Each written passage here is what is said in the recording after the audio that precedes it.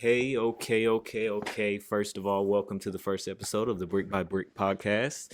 I'm your host, Isaiah Jackson. I'm sitting here today with the man, the myth, the legend, minister, prominent community figure, my father, Phillip Jackson. To my right, the shoot. I don't know how to start this off, man. The Brick by Brick podcast. I want to explain what we're going to be doing here first. Man, shoot, I'm trying to think. I might have to cut that out in post. But Okay. I'm trying to explain what the whole goal of the podcast is, but I also want to go ahead and show. Just flow with it. I mean, just flow. Uh, You could always you can edit it, right? yeah, So that's I the mean, beautiful thing about posts. That's the you can well. See, I'm start gonna and you leave. can start over. Well, see, I'm gonna leave some of this in because I know Okay. somebody sitting at home is probably laughing at me right now because it's like, what is he talking Is this about? live? But it's not live at all. No, this is Okay. just recording. But I mean, what are we here for today? I'm here trying to interview you, my Okay. father. All right. I want to figure out who you are. Who is Phillip Jackson? Who is Phillip Jackson? Where are you from? That's a good question. Born and raised in Chester, Pennsylvania, as you know. Chester, Pennsylvania is, for those who don't know, is just south of the city of Philadelphia, maybe 15 miles outside of the airport. Um, Thriving steel town back in the early days in the 40s, 50s, 1940s, 50s. Thriving steel town. Um, People did really well in that community. Small town. I think the peak of its population was probably in 60 to 70,000 people back in those days when things were really good. But after the Vietnam War and a lot of the things that happened with the Vietnam War, a lot of businesses started to closing down, and it used to be Phoenix Steel, Sunship, Scott Paper Towel, 3M. A lot of big name companies were there, but after the Vietnam era war, those companies started to go away, and with that came in the drugs, the violence, the all the bad stuff, and so the population has dwindled down to now it's about 35,000 people there. But that's home. I left there, pretty early. I left there right out of high school and went into the Marine Corps in 1983, which had me. I landed in Virginia, stationed at Quantico for a while, and then eventually went to Camp Lejeune, where I was stationed there. And Camp Lejeune is sort of the doorway to the world. So from there, traveled, around the world, saw a lot of different countries, and got exposed to a lot of different culture, which eventually took me to Durham, North Carolina, where, unbeknownst to me at the time, would become my home for the time, and I would meet my wife and start my family, and ultimately come to Christ. And God had a plan, and it was not my plan, but He had a plan that's completely different from anything I envisioned. So that's kind of where how things got started and what brought me to the place that I am today. So Every time you tell the story, it's kind of crazy, but I'm trying to. I I want people to also know, like, what did you do? What you did before? Because the coalition wasn't something you just started. no, Wasn't something you've been doing like over the past 30 years. This is something you've started. Well, really, y'all really started breaking ground over the past couple of years, right. correct? The coalition, yeah, like you said. Well, I don't.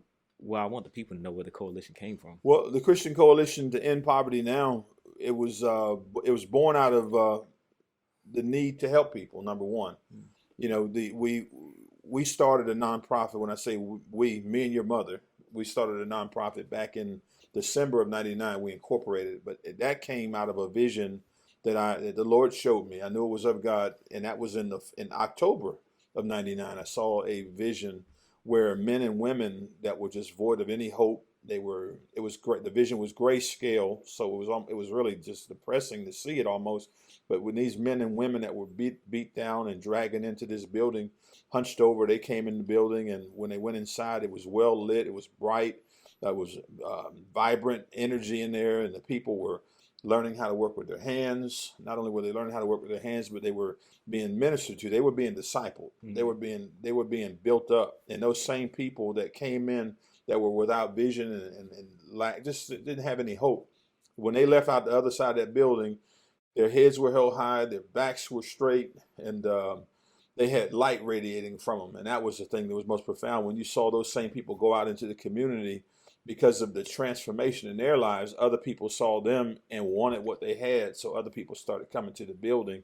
So literally that vision came in October of 99, and we prayed for a while, and then until the Lord gave us the vision, the name, and that's almost 20 years. That's almost 20 years in planning. 20 plus. Man. That's a crazy vision, though. Yeah. That's a crazy vision. I had to say that, and then preface that for the people who are just now hearing this for the first time. This is 20 years sitting in prayer, talking in commune with God. Yeah. Trying to figure out a way to impact the community and bring trades back into the community, which that's really the major reason that I wanted to do the first episode with you. Mm-hmm. Not just because you were my father, but because the vision that you had with the coalition was so, to me, it's a beautiful thing. Right. Thank you. Teaching people to, it's not just working with your hands, but you're teaching people how to fish. It's like the saying goes, like if you can teach someone how to fish, and they'll be able to eat for the rest of their lives, or something along those lines. Mm-hmm. Give a man a fish and eat for a day. Yeah. But if you teach him how to fish, there it goes. And you teach him how to fish, he can eat for life. That's right. And what y'all are doing is teaching people how to fish. Well, I want to say this too, Isaiah, because it's important to recognize, my mind was not on doing this. I was not thinking about doing anything to serve anybody other than myself. At the time when the Lord got a hold of me, I was a young man making decent money. Combined, my wife and I were probably making, your mama and I were probably making $100,000, dollars with all the incentives and stuff like that, or more. And so I wasn't looking for anything to do. But once Christ got a hold of my life, and I really had a desire to serve him, he took me off of the job that I was with the rental company, which was a district manager, and he led me into the insurance business. By being in the insurance business during that time, I was selling policies for Aflac and Midland National Life and Blue Cross Blue Shield. I was an independent agent, and I was selling for multiple companies, doing mostly group business. And I had a chance to get into the community and see the suffering. And particularly seeing, over in East Durham, Few Gardens area, it used to be there, seeing mostly black men standing around, all ages, kind of wasting away. I started to talking to God about it, and it bothered me. And in the process of it bothering me, I'm praying, and the Lord began to give me inroads into that community where I got to meet these guys and build relationships with them. And I'm just, it was puzzling to me that you have these men that are capable, all age groups, and they're just wasting away. Mm-hmm. So I'm continuing to bother God about it, and eventually, I guess he figures you didn't bother me enough, so I'm gonna give you something to do. So the vision is not.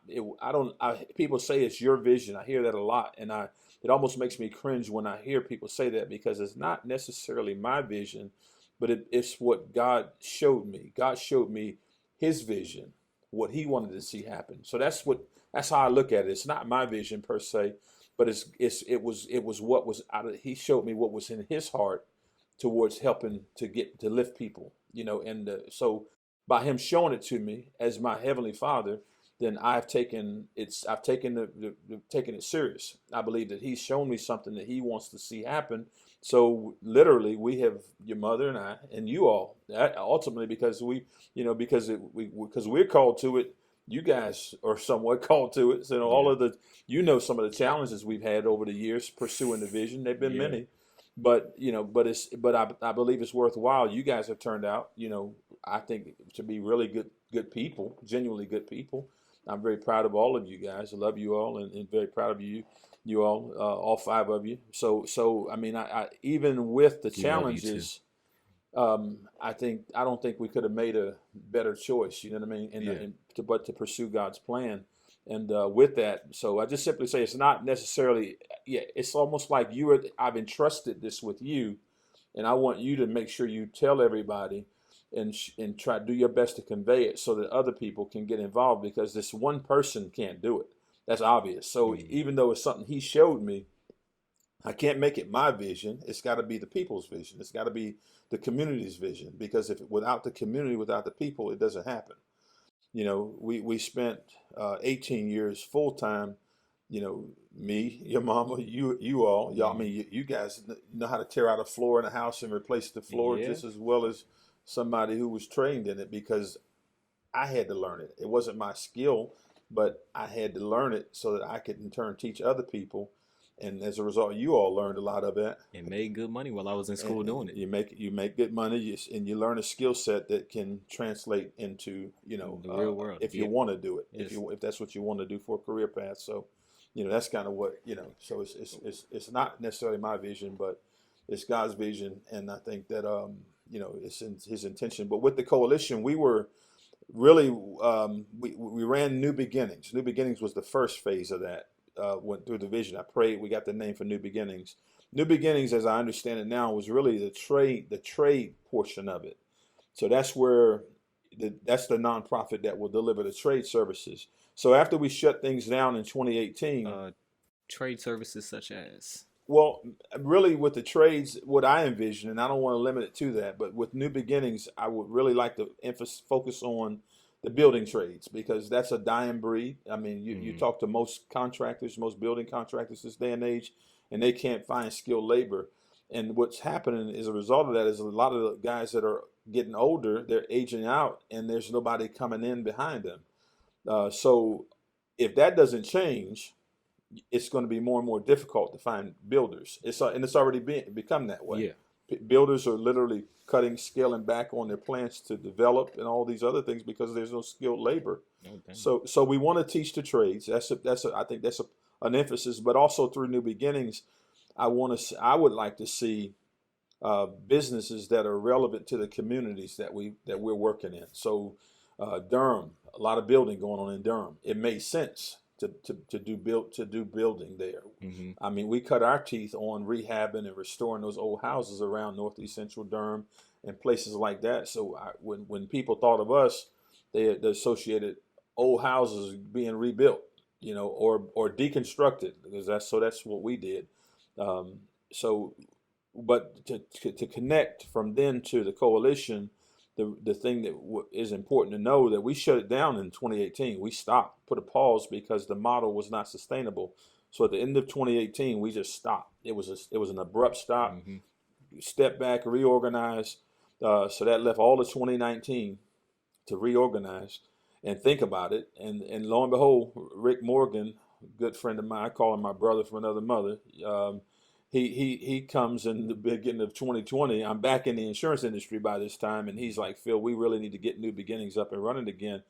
So we talked about it, and I just told him, Rick, I said, after the last few years and the challenges we faced the last few years, I can't do it unless we hear from God. I'm not touching anything until God speaks. So we agreed to pray on Wednesday mornings. We started off at 7 in the morning, just him and I. And we eventually started inviting other people, and it turned into every Wednesday now since the beginning of May of 2020, today being October 7th, 2022.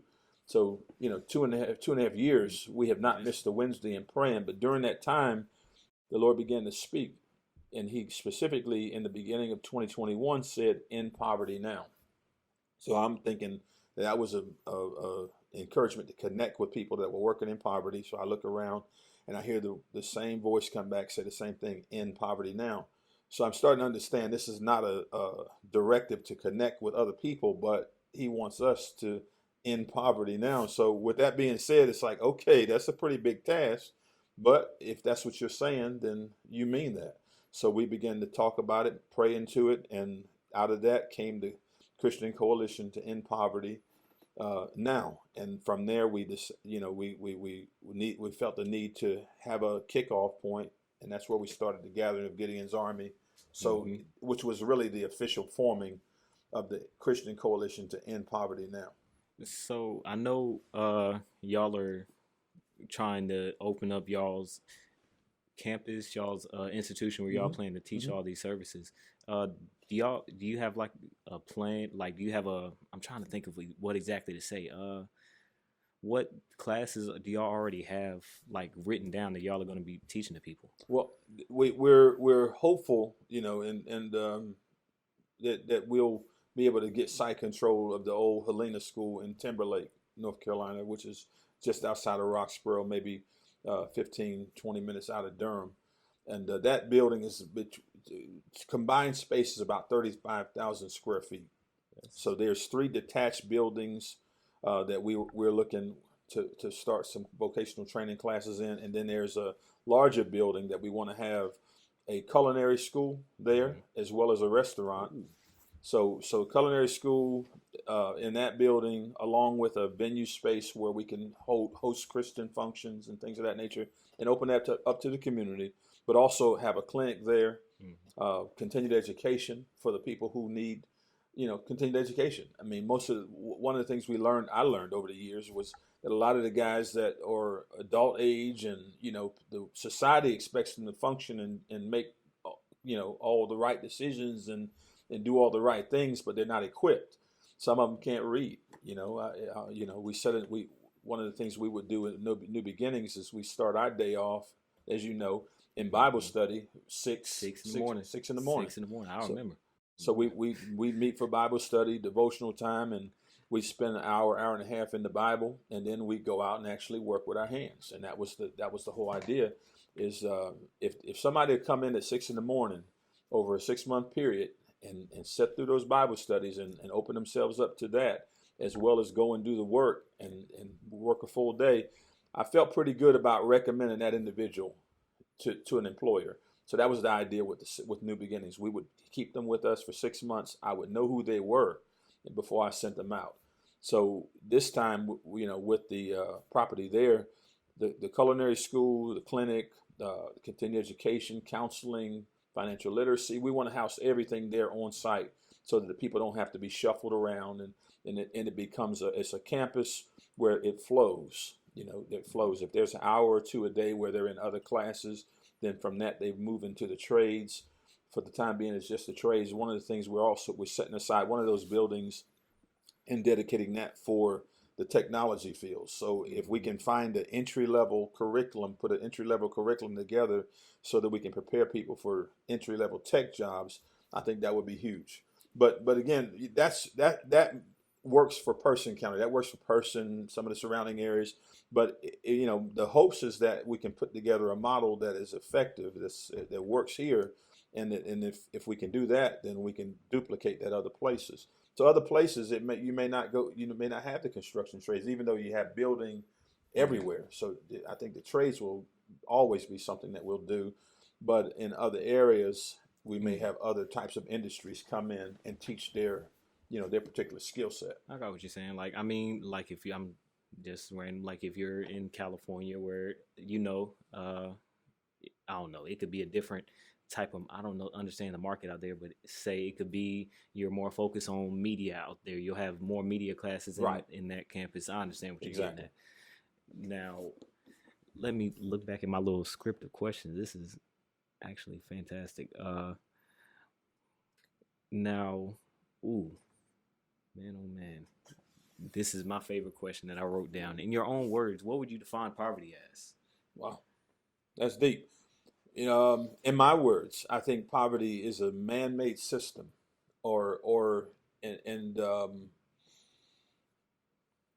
it's demonic. I think it's demonic. I think it's a demonic system that's imposed upon people. So there'll always be an underclass, and there will always be an upper class, and it finds its strength in withholding information. It finds its strength in withholding resources, so that it can keep people down. It meaning the system of poverty. You can find the smartest people in the poorest communities, but because they don't have resources, they never rise to their potential. Does that make sense? Mm-hmm. So, I mean, I like it myself. I don't consider myself to be the smartest person in the world, but at 13, I had a criminal record, and I for assault. At 11 and 12 and beyond, I carried pistols in my pocket because that was what we did in my environment. So because I was born into poverty, lived in poverty, I did the things that people do in poverty. You see what I'm saying? Hmm. And I think that's what America, unfortunately, has become. It's become the greatest nation on the earth. I served this nation for 8 years in the Marine Corps. I believe in what the nation stands for, but at the same time, I see where America has created these classes. The middle class, I believe it's the enemy's intent, Satan's intent, to completely wipe out the middle class, if it was possible, and create a permanent class of haves and a permanent class of have-nots. Mm. And because that's what the devil does. Kill, steal, and destroy. That's what he came to do. That's exactly right. Steal, kill, destroy, and that's exactly what his plan is from the beginning. So that you have some really bright people right now sitting in the jails. Mm-hmm. They Business owners. I mean, entrepreneurs. I always said, and it's a random spinoff, but I mean, me and Mother were talking home, and I always say, like, if you can go out and you can hit the block and you can sell however much weed you sell a day and you make a profit, you can get licensed and you can sell an insurance policy. That's right. You can go and turn that into a marketable skill where you don't have to get locked up, and you can make good money. You can make money that pays you for the rest of your life. That's right. I thank God that you introduced me to the insurance industry. I don't know why I shunned it away for so long, but man, the doors is open for me since I've been here. It's crazy. Well, you're only 21, so only like 21. Yeah, long, far from done too. But it's crazy. It's a crazy industry. It's crazy opportunity, and it is not enough. Just because I'm an insurance broker, I can only speak from this side. There's not enough insurance brokers. There's a mass shortage, and I mean, there's nothing but opportunity. But there's people who want to go and get quick money nonstop, and thank God there's people like you in the community who want to teach trades. And it's hard to model something you've never seen, Isaiah. I mean, that's facts. That's true. Mean, it's hard to model something. One of the biggest problems we see in our community is the breakdown of the family structure, and it's no slight against anybody. I mean, being a black man in particular, I would be lying if I say I have not experienced racism. I've not seen people literally withhold things that they knew would help me to do what I wanted to do. I would be lying if I say I didn't experience that. So there are times and circumstances that you run into things that, if you're not rooted and grounded in God, that you can't overcome. I would dare to say a lot of the men that left their families, I would dare to say some of them left because they were overwhelmed. They didn't know how to stand, and largely because they had never seen another man take a stand. So when the pressure was on, it was easier to bail than to stay. So, I mean, I understand that. I get it. This is, you and I just talking, but there have been many days it's like, man, if it wasn't for my family, I would check out, so it gets tough, and I get it. And the lure of easy money and the systems, again, they're systems. They've been placed there. They've been designed, and they've been put in place to destroy. And again, I don't put a face on it. It's evil. It's Satan himself doing his job, which is to steal, to kill, and destroy. And unfortunately, when you are in poverty, when you're suffering, you look for the quick fix. You look for the easy way out, and that's what you see. When I was in Durham, earlier on in Durham, the police department put me through a training, gang awareness, basic gang awareness. A guy from the Police Institute out of Florida came up and taught the class. And one of the things he said to me back then still sticks with me to this day. This is probably early 2000, 2002, 2003. He said, and he talked to the class. He said there are 4 worlds that people live in, or there's 3 worlds, and out of those 3, you find a 4th world emerges. The first world is the bougie. And these are the ones that they don't worry about how they're gonna pay the bills. They got plenty of money. They don't worry about it. They don't have a budget. They just live. They do what they want to do, and that's where everybody wants to be, right? Mm-hmm. Yeah. You want to go on vacation, just get up and go. So you got plenty of money. You can do what you want to do when you want to do it. And then there's another world, and that's the middle class, where they plan, they save, they discipline, they do all the right things and make right decisions financially, and they provide a stable life, solid life, and out of that, they typically they do the same thing for their kids. They teach their kids to do that. And then there's another world, and that's a world of poverty. That's a world where people are on fixed incomes, welfare, all those other things, and they're really at the mercy of the government and the mercy of whatever. And he said, out of that world, in all three of those worlds, though, you have children that are born in all three of those worlds. It's a no-brainer for the ones born in the first world, the bougie world. They're just going to follow suit because their parents will leave them plenty of money or set them up. In the second world, same thing. They're going to follow suit what their parents have done. And in that third world where there's poverty, the kids they refuse in many cases to see themselves living like their parents are living. Rat infested, roach infested, filth, all those things. So they say, well, I'm going to get money by any means necessary. So then comes your fourth world, which is a world of get it by any means necessary, which is lawlessness. And this is where a lot of the bad stuff comes out of. And this is a part of what we see in our culture, where where you have generation after generation after generation of poverty-stricken people that are saying that it's enough with this, and I'm going to get it by any means necessary, even if it means killing somebody that looks like me or not necessarily looks like me. But that's sort of what we're dealing with. Yeah, you got. I mean, it's a dog eat dog world, basically. But if but that's poverty. That's poverty. That's the mindset that happens in poverty. That's what it turns to in poverty. I see what you're saying. That's what it breeds. Oh, I wasn't cutting you off. You're good. Oh, okay, okay. Oh man. So to the person that's listening to to the person that's listening to the podcast right now, and thinks that they want to get involved, is there a particular person that y'all want to get involved and try to help through the coalition? Well, I think everybody gets involved. I think everybody can be a part of it. The most important thing, because this is a movement, this is a God movement, I believe that prayer, prayer is the key. Prayer is the key. Praying to God, I would love to see, we started this thing on a Wednesday call with 2 people, depending on the day, we may have 8, we may have 9, we may have less than that. But it would be nice on every Wednesday morning, if we had an intercessory team of people praying and log on, and there's 100, 200 people praying that God would deal with poverty, and not just in Roxborough, but throughout this nation, and ultimately throughout the world. But this nation needs help. We're in times that are unprecedented in America. Mm-hmm. I've talked to a lot of people, won't get into names or anything like that, but there are a lot of people that see this season we're in right now as a pivotal season, and if we don't get a handle on this problem, then it could go a lot of different directions. And I'm gonna stop right there, but it could go a lot of different directions because people are fearful of what's happening, and that's not good. So everybody can get involved. Obviously, prayer is the key, but beyond that, go to cctepn.org, to our website. And there are ways to connect and call in. I think there's probably some contact numbers there, but there's also ways to give. Obviously, giving is always, it takes money to do ministry. I mean, that's a no-brainer.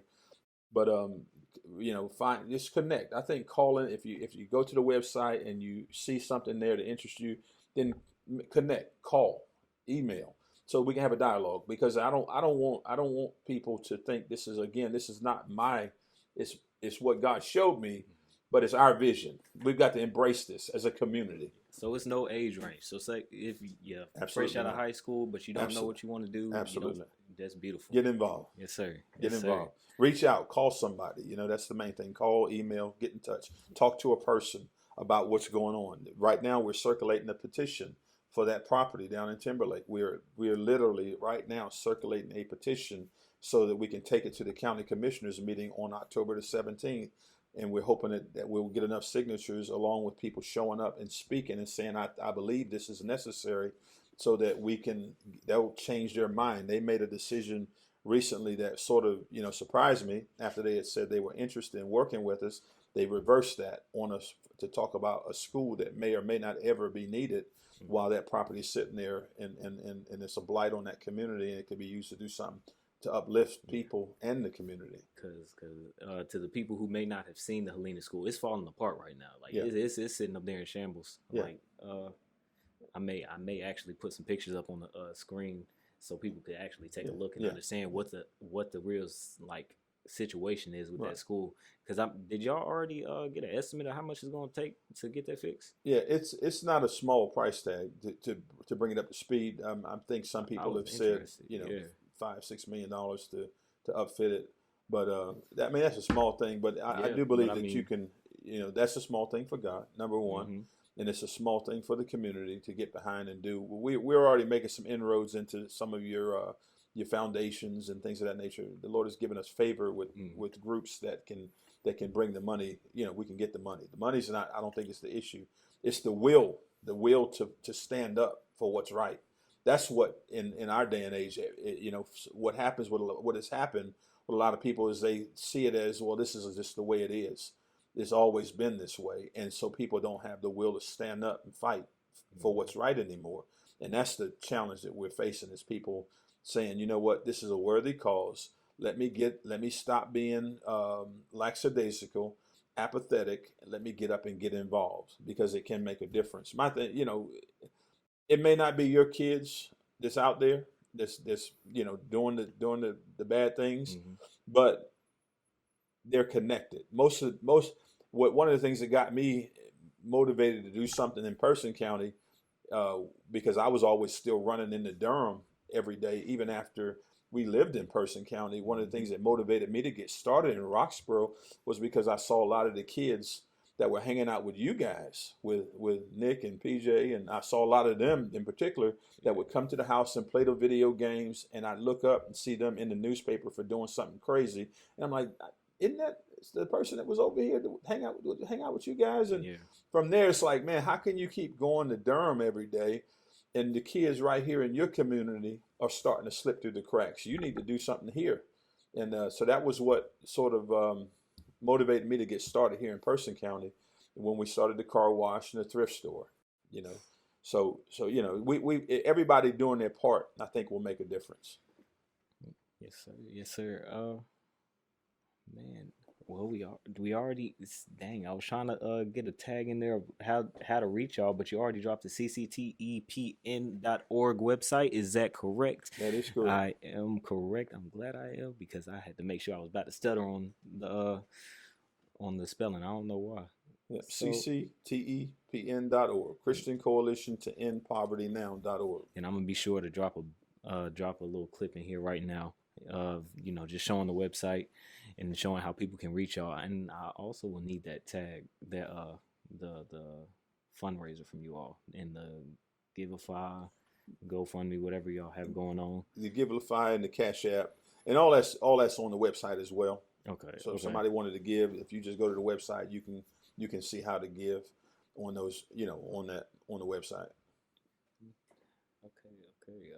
Well, shoot, I think this is that everything I have to ask. Yeah, just about. You did a spectacular job expounding upon the very small list of questions that I had. I hear you. Probably gave you more than what you wanted. No, actually, it was a fantastic first run. You have fantastic first. Well, I'm glad to be your first guest. This is exciting. I'm glad to see you moving forward with your vision and the things that the Lord's put on your heart. Yeah, it's an honor to have you on here. I would see. There's now I've got a semi list of people, but there was no other way to start it than having the businessman who taught me how to be the businessman. Okay. For people who know that Jay-Z bar, Well, I don't know it, but it works for me. I'm not the businessman. I'm the businessman. See, it's a little deeper than that. See, when you're you're the businessman. But I'm also the businessman. So you taught me to be the business.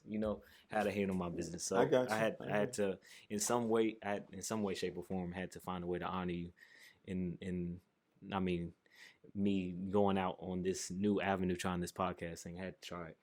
But man, well, thank you. Thank you for having me. Well, thank you for taking time out of your. I know heck of a busy day that you probably could have spent doing anything else. But I appreciate you sitting down. Anything you want to say to the people on the cameras? Well, number one, I'm never too busy to support my kids. That goes without saying. Well, that's That was so he chose an easy guess. I couldn't say no.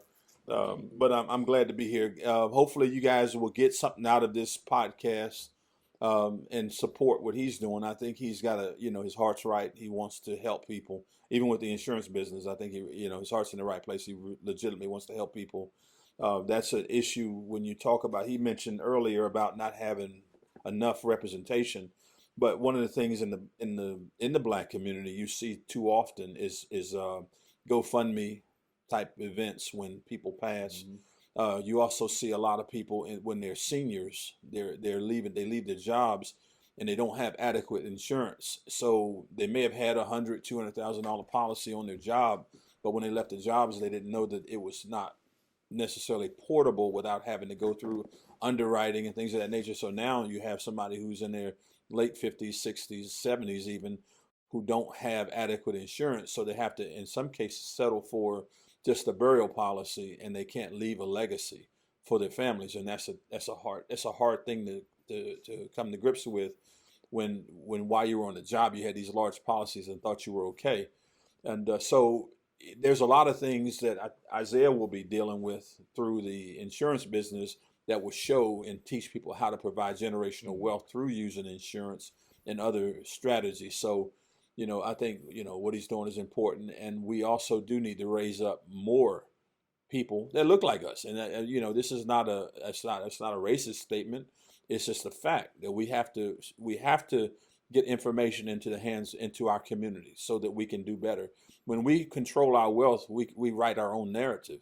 We empower ourselves, and there's nothing wrong with that. I would think that every race, creed, color, one would want to have strong communities in the places where they live, see people doing well. So that's what this is all about. At the end of the day, it's not about a superior race or anything. The superior race is the human race.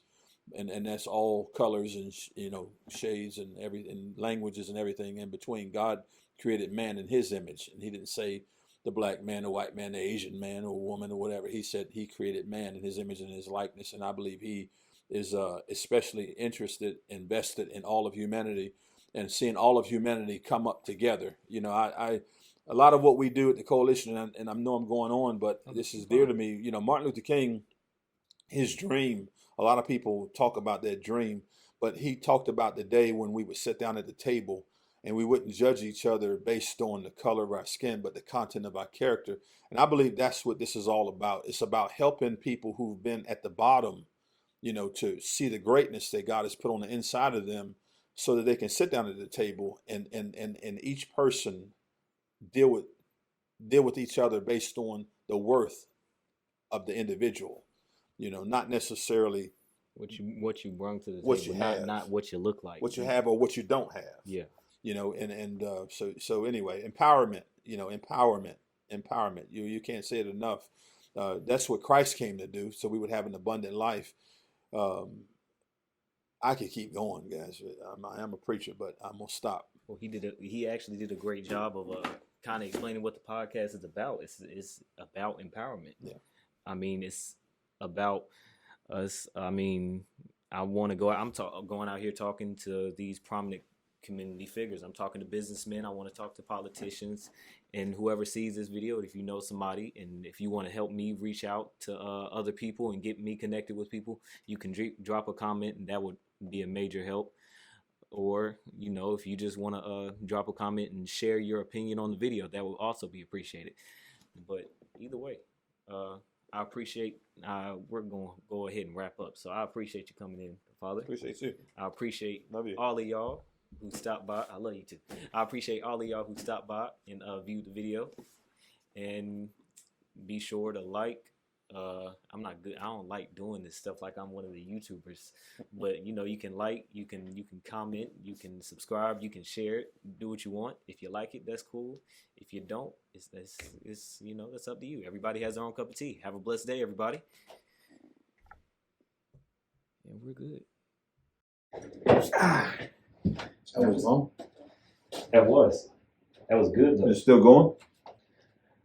Just on camera. Just on the camera. Yeah, I can cut that. Hey y'all, I just wanted to reshoot that intro because what y'all saw was very fast. I wanted to really let y'all know who I am. My name's Isaiah Jackson. I'm your host of the Brick by Brick podcast, where I'm going out into the community.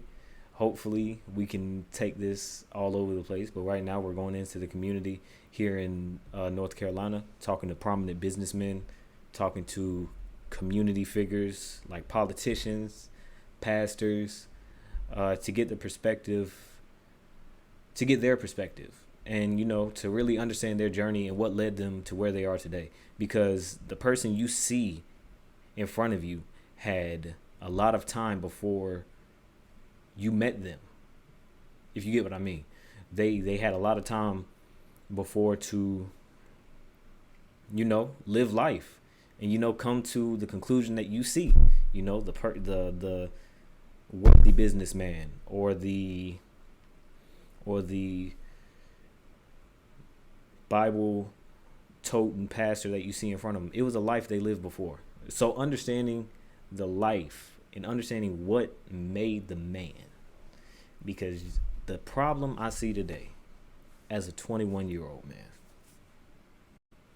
is that every perception of success that people have is that you're supposed for some, well, I'm not going to say every perception, but a lot of the perception of success is that you can just get it overnight without the work or without the real talent, without putting in some type of effort. When you plant a seed in the ground, you have to work the ground for months before you can expect that seed to grow and give you bread to make a harvest. So I'm going to see the person after they sprouted. Ooh, I spit. After they sprouted and started to feed other people. I want to talk about their process. That's it. Brick by brick. See the foundation. See what made them who they are. But other than that, I want to say thank y'all to my friends, my family, my community who tunes into this video. I want to say thank you for taking time out of your busy day to sit down with a 21-year-old kid from Roxborough, North Carolina, and, you know, try to improve ourselves. God bless you.